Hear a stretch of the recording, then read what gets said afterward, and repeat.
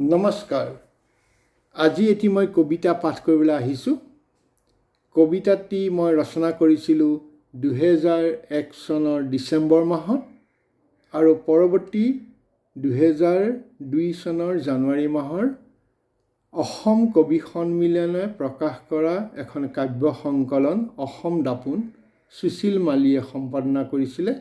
সেইখনত এই কবিতাভাগি প্ৰকাশ হৈছিলে। সেই পুৰণা কবিতা এটাকে সৰু কবিতা, চুটি কবিতা এটা পঢ়িবলৈ আগবাঢ়িছোঁ।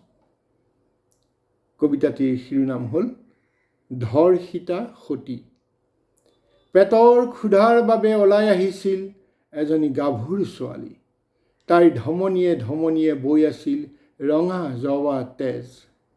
দুচকুৱেদি নামি আহিছিল এছাতি যৌৱনৰ পোহৰ। তাইৰ কেঁচা তেজৰ গোন্ধে বলিয়া কৰিছিল এজাক ৰাং কুকুৰক। যৌৱনৰ পোহৰ ছাতিয়ে সিহঁতৰ চকুৰ মণিবোৰ কৰি দিছিল স্থিৰ।